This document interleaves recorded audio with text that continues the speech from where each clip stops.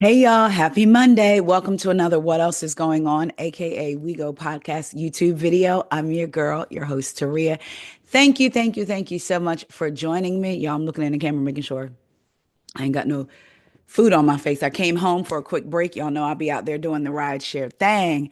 And I was like, let me do a video on some things I want to talk about. So this will be a quick video. I will be recording with a guest later on today. That will be out tomorrow for the podcast. So you'll be able to listen to that wherever it is you listen to your podcast, Spotify, Apple.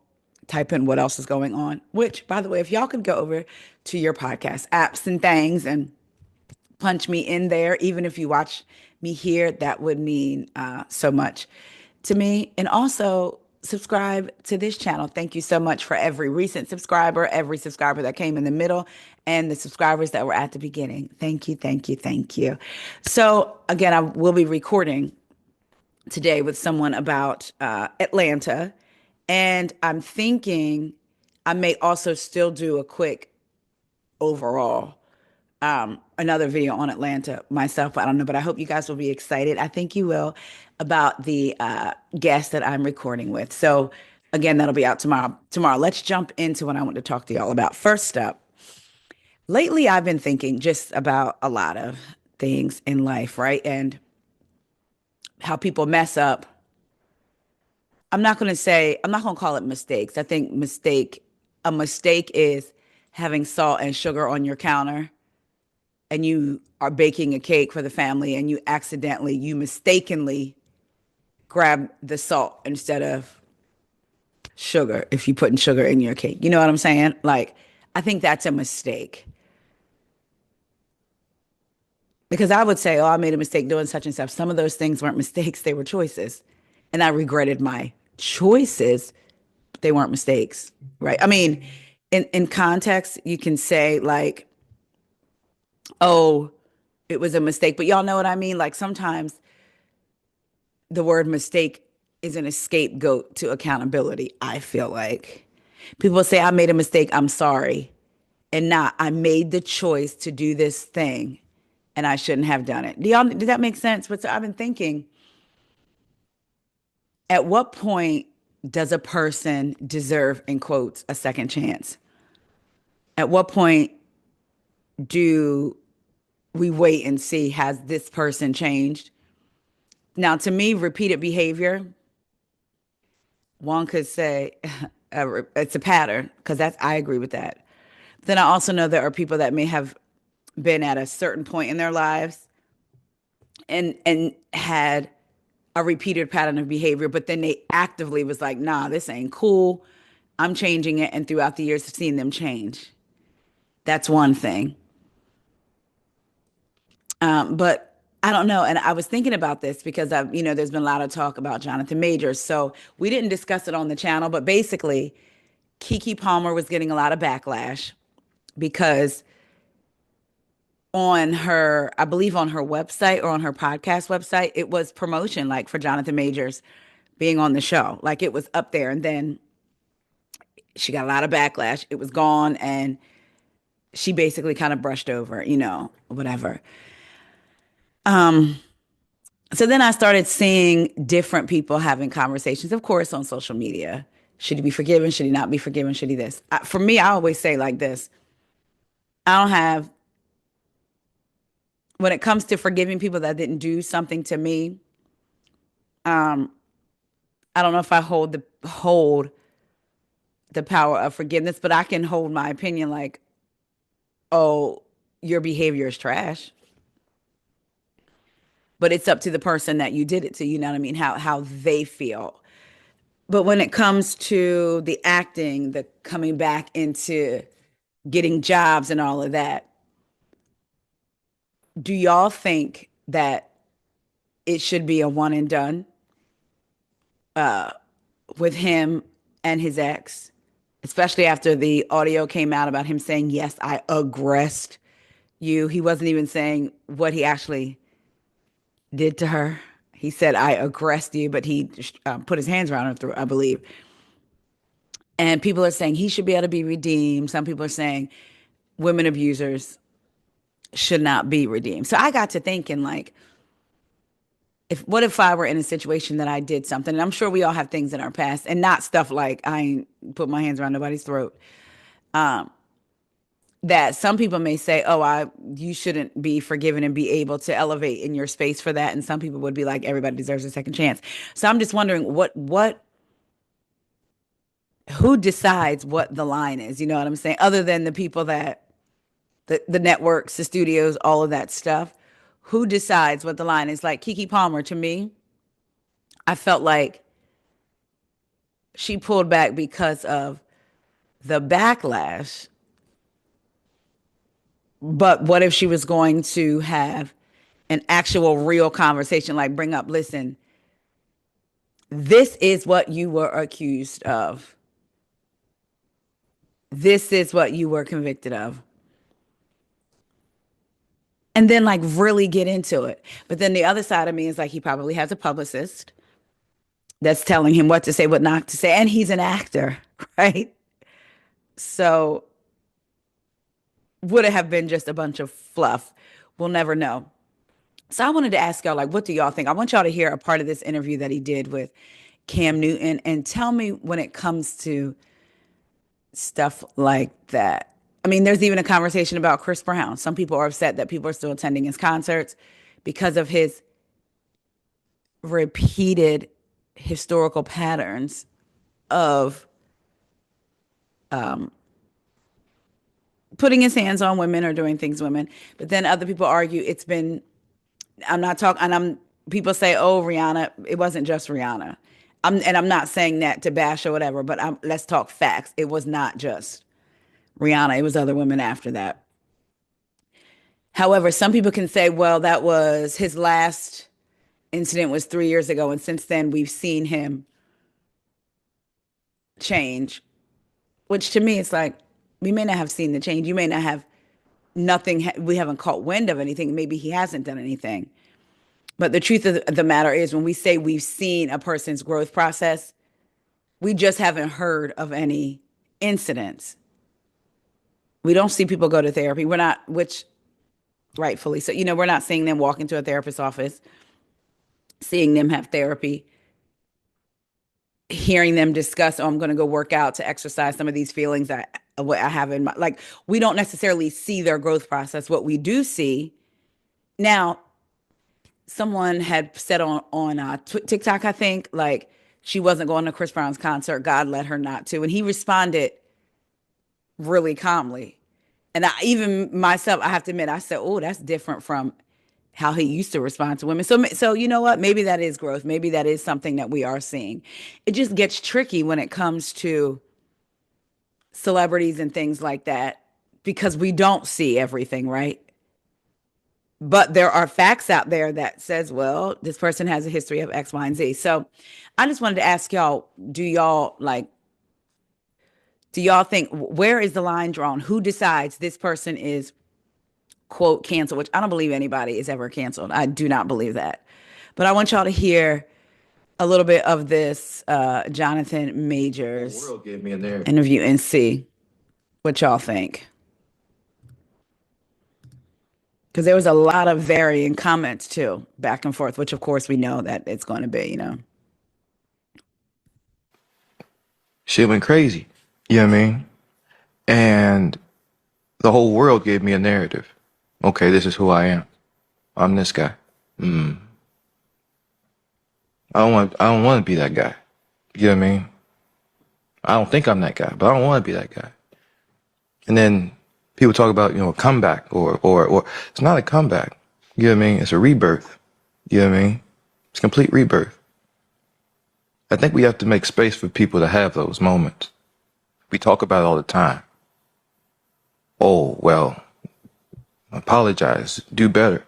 But then someone tries to do better and they go, oh, no, he's full of shit. Well,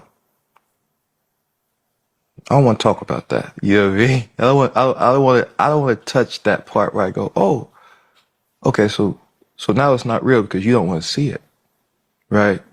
But to the point, something had to die, or I was gonna die. You know what I mean? I was gonna go down a road that I didn't want to go down. You know what I mean? And bring everybody that stuck around with me. daughter, friends, friends. You know what I mean? Then my brothers, everybody was going to go down. And so for myself and for my family, but I won't stop, primarily for myself. You know, I said, Jay, you can't do this. You know what I mean? Like, don't go that way. You know what I mean? Yeah. You canceled? Okay, what are you going to do now? What's that mean? What does that mean? What does that mean? That's a real moment for me, right? I'm really asking, what's that mean? What's the definition of it? And now there's a playbook for it, right? Okay. This individual, this entertainer, this athlete has done this. Now we're going to cancel him, throw the book at him. Well, the court already did that. I'm dealing with that. But then you go into your social group or your work environment, and you have to pay a penance there too, apparently. I don't disagree with that. But the idea of cancellation, in my opinion, and it varies, right? And I've said this before, so I'll be bold in saying it. I just think it's incomplete. I think it's incomplete. You fuck up, you fall down, make a mistake, and then you're in the corner for the rest of your life. Never mind your child. Never mind your livelihood. Never mind yourself. Your self-confidence, I just couldn't have it. You know what I mean? So I chose to go a different route. And that was healing, connection, laughter, all with a battery put in my back with my faith in God. You know, I'm looking around and I see, I don't know if it's stoicism you have here, your strength, victory, empower, execute, success, focus. These are all things that I'm about. You know what I mean? I'm about that. But then there has to be forgiveness, understanding, gentleness, vulnerability, connection.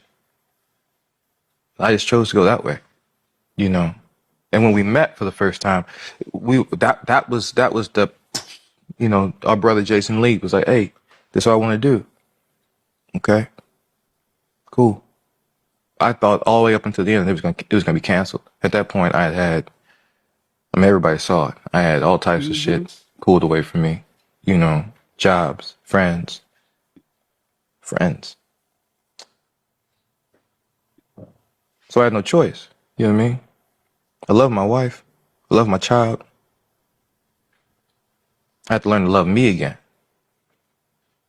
So, you know, that's what I can say about that. Yeah. You feel me? Shit went crazy. You know what I mean? So what do y'all think? I mean, let's get into a couple of the comments. Somebody said, this is from the Neighborhood Talk. And again, this is Cam Newton's podcast. The Neighborhood Talk said, Jonathan Majors talking about cancel culture. What's y'all's take? Somebody said something about him is disingenuous. I can't put my finger on it. Somebody said, I don't care what y'all say. Something is really wrong with him. Someone else said, I feel like he's always acting, which sometimes I get that from him as well. Somebody else said, I really want to see him win. Someone else, his rebirth is going to be studied years later. Mark my words. He's going to be side by side with Denzel. Jonathan Majors is a beast. They attempted to dim his light, but instead it's illuminating. Somebody else said, I really want him to win. He's grown a lot, and that brother is one hell of an actor because Lovecraft Country had me in, a chokehold. Somebody said, you deserve to be canceled. You literally did it to yourself and admitted it. Stop this pity party and just get another job. Somebody else said, I don't want abusive men to win, black or not. Somebody else, I like him. Nobody is perfect and everybody deserves a second chance. So we can see, right? The comment section was divided. I even heard someone say on a podcast that they think that he should have a second chance. Yes, because people can grow, people can change, but they don't think his second chance should be back at the job that he had. Acting. They think because they think that would be a reward for him. So they think that he should go and get a regular job. I mean, I don't know. What do y'all think? It's a lot again because we can only go by a person's behavior, right? And once you've seen a person's behavior, that is the picture you have of them in your mind.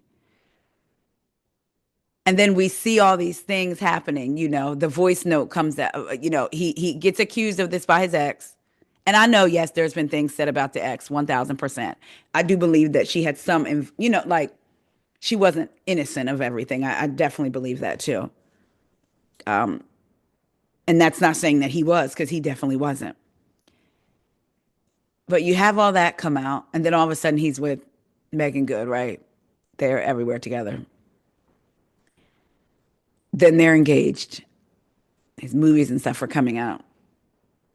Audio of him saying, I aggressed you, talking to his ex, comes out.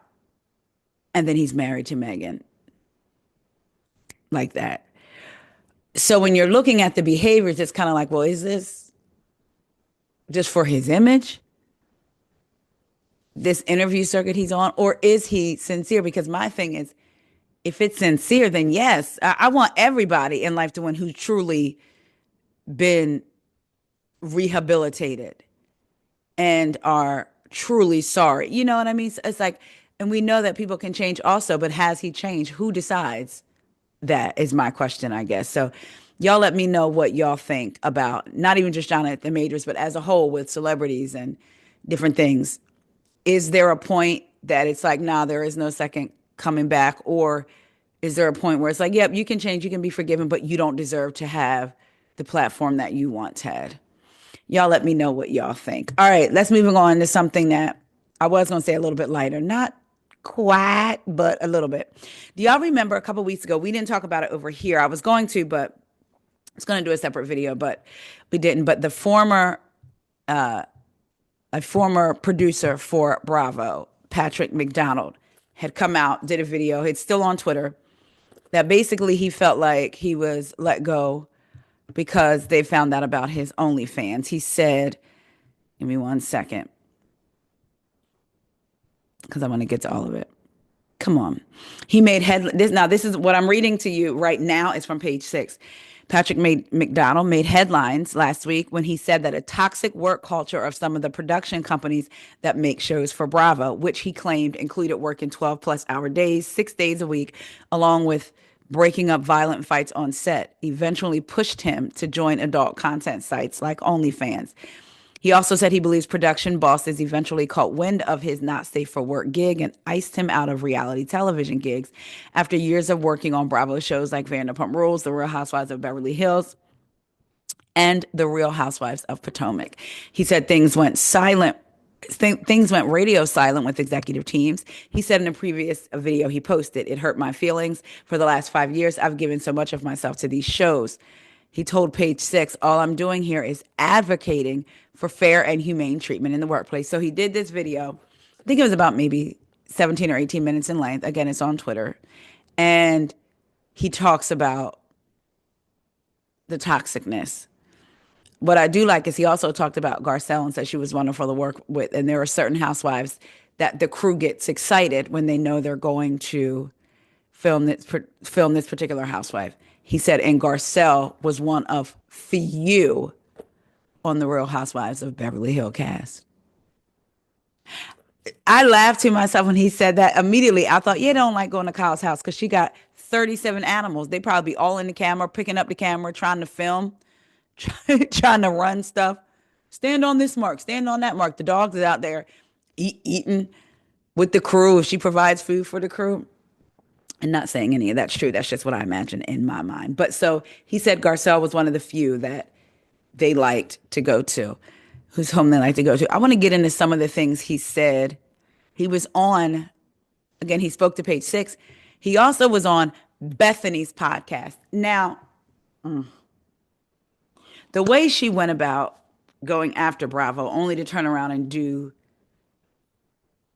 a podcast about housewives. I mean, I don't fault her for trying to get in on the money. She's been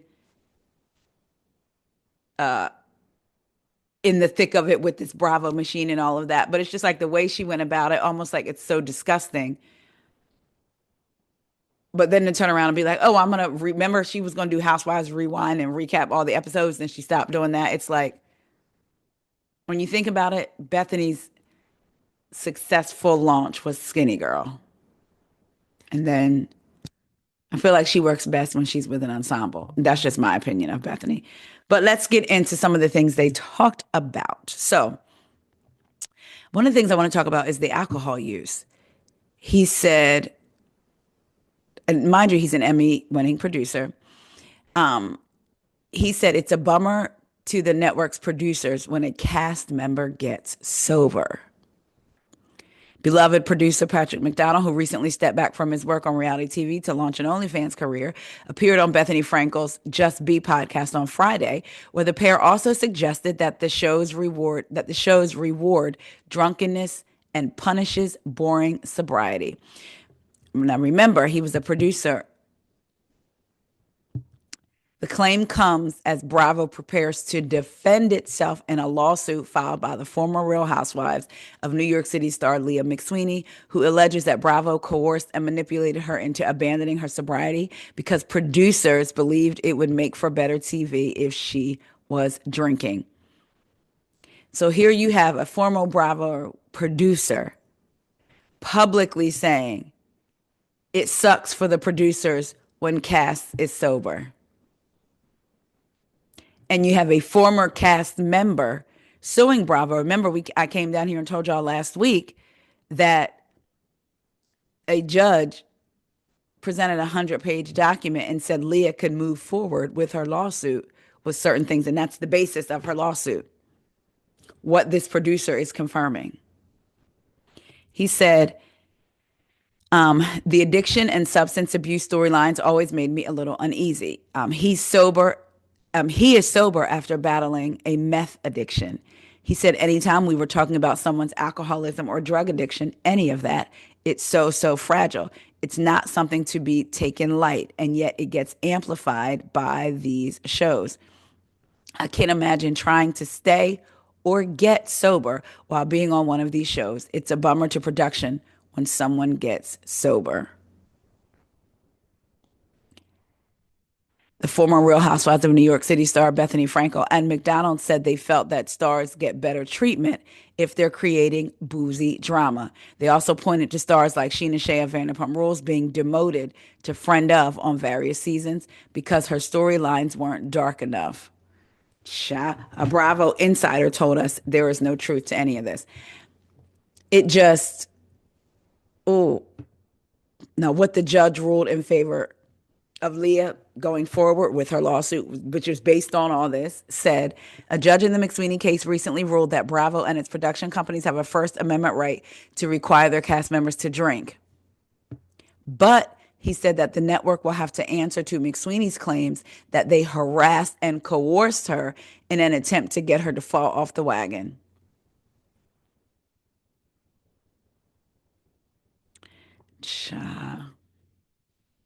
Vanity Fair also recently published a deeply reported piece that claimed, among other things, that Real Housewives cameras rushed to film drunk and incapacitated women in humiliating situations rather than to help them recover.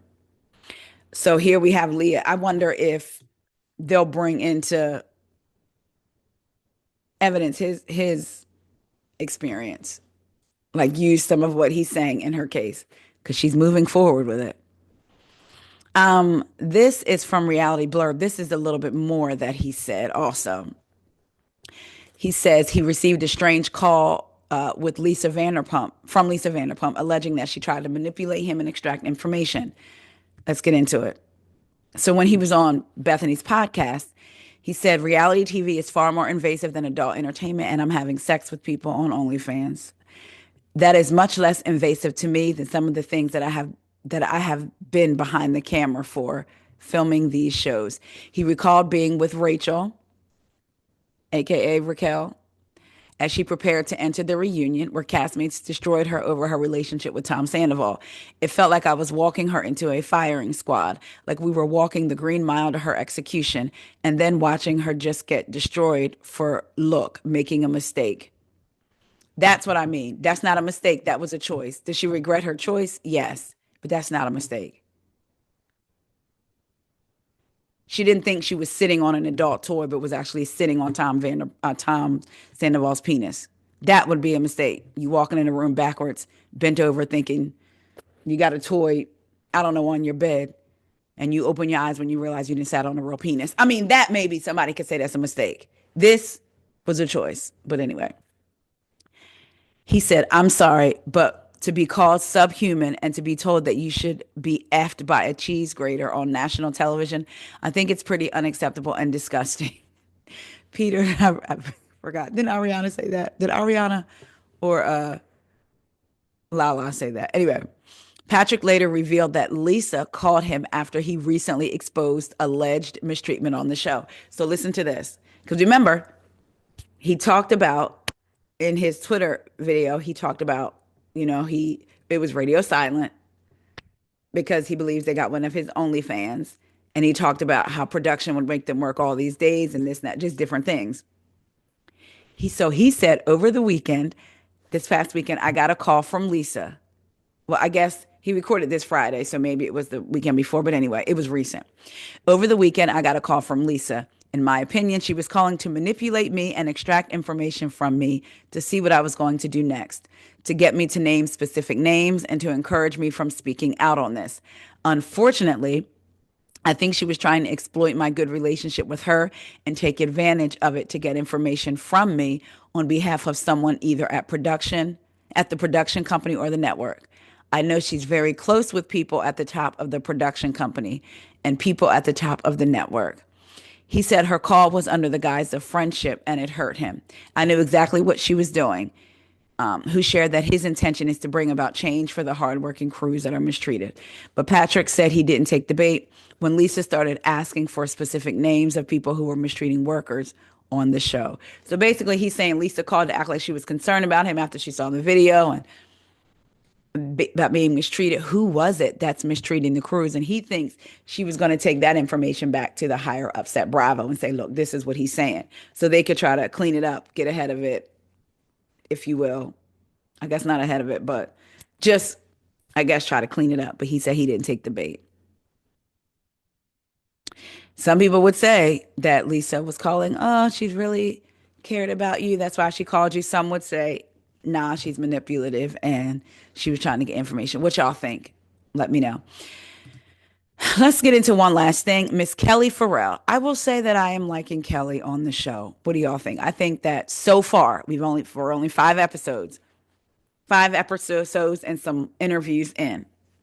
So I want y'all to tell me what y'all think.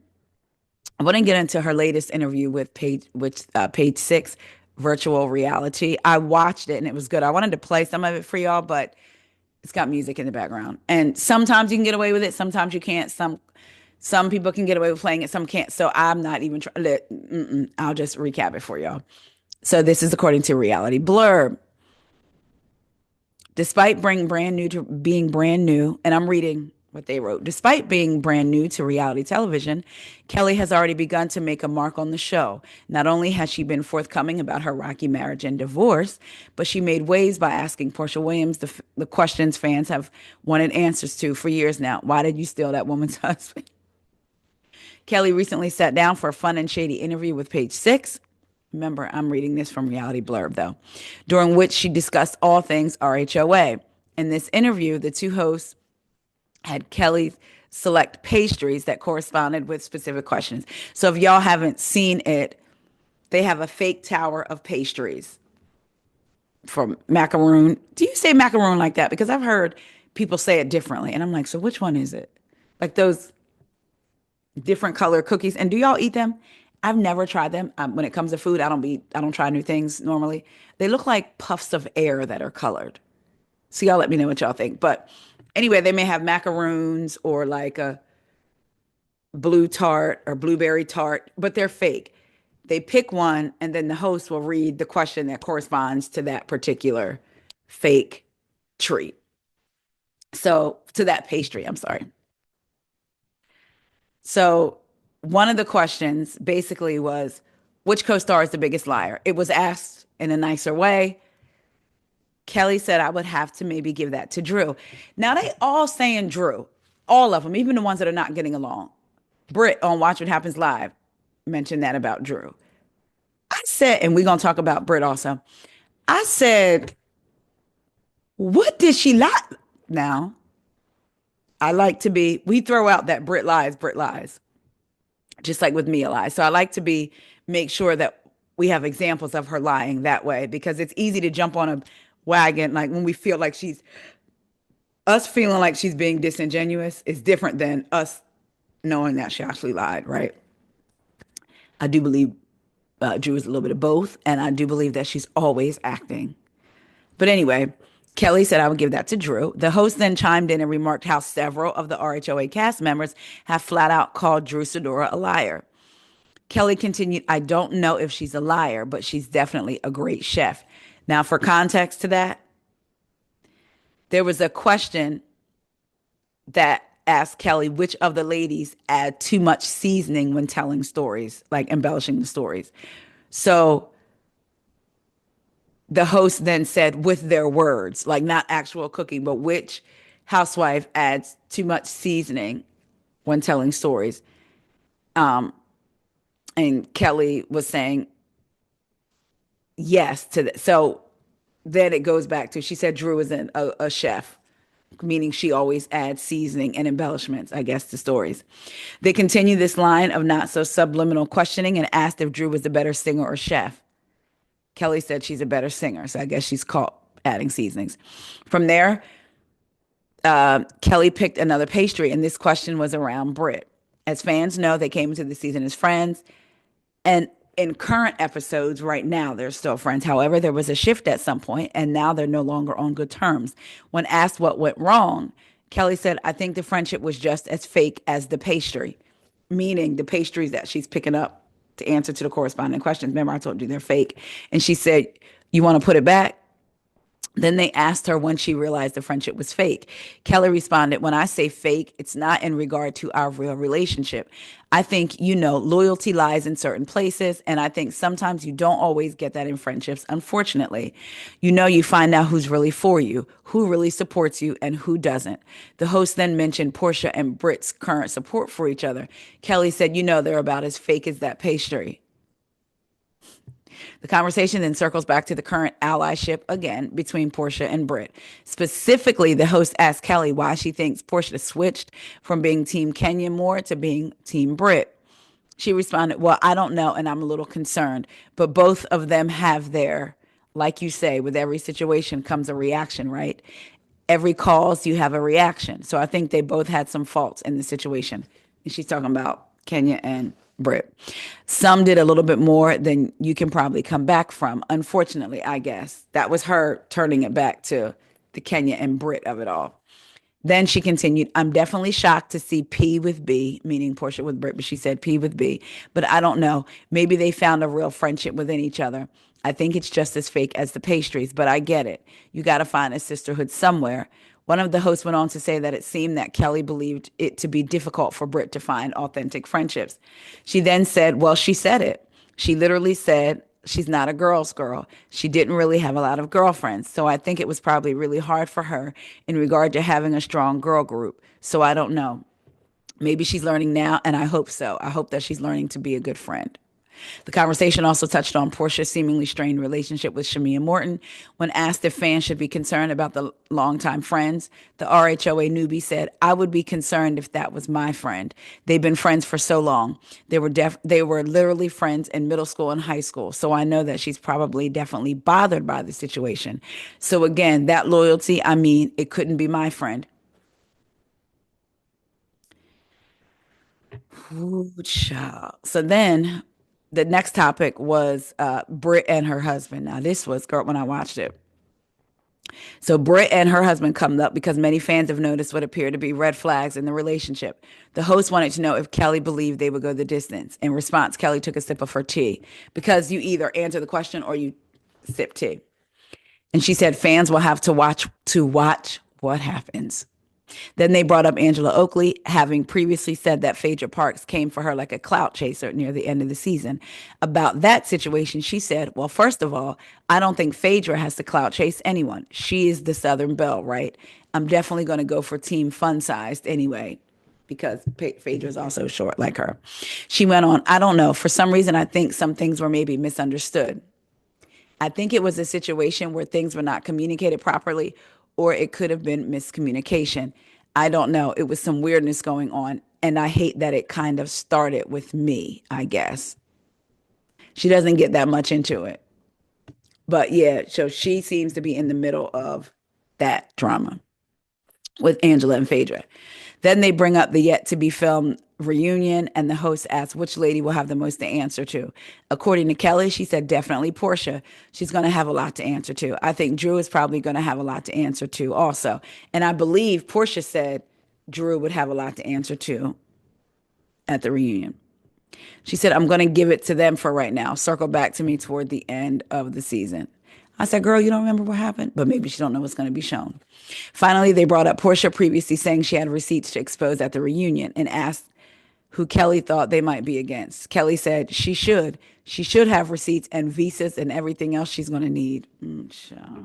However, she said she did not know the targets of the receipts. Kelly continued, at this point, I don't know. I think she's targeted after everybody at this point. Now, we do know recently that Portia has come out and said that one of the housewives that's currently on the show gave her some info on Britt, some of that info on Britt. I guess that it could be Drew.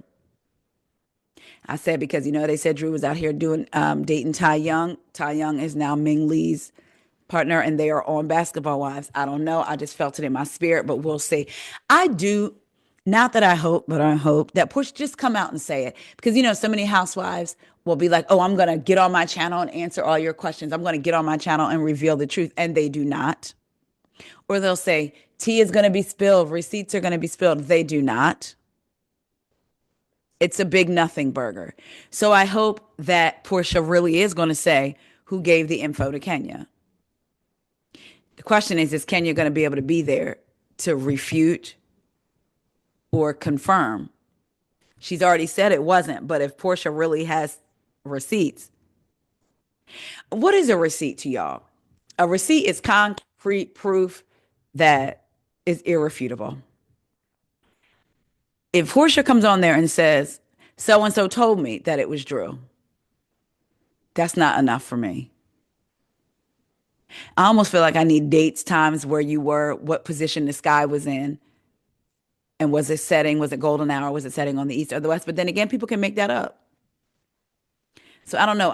To me, I need a text message or something, but then people can make those up. You better bring us a real receipt, Portia. That's all I'm saying. A real receipt. Y'all let me know what y'all think about Kelly's interview. I'm not going to lie. I'm interested to see what causes the fallout of her and Britt. And I can't wait to talk about this week's episode of Atlanta. Let me know what y'all think about Lisa Vanderpump calling the ex-producer. Do y'all think that that she was trying to get info on behalf of the network? And y'all let me know what y'all think about what he said about the drinking. Do y'all think that these producers push the cast to drink and discourage sobriety? And if so, y'all think that's going to help Leah's case? She's already allowed to go forward. And Jonathan Majors, when does redemption come? Who does it come from? And who decides if a person is worthy of it? And who decides if that person can remain in the platform where they were before it all happened? Love y'all so much. I will talk to y'all later. I appreciate y'all. See ya. Drink some water today. And at least for God's sakes, in the words of Miss E, for God's sakes, eat a piece of fruit.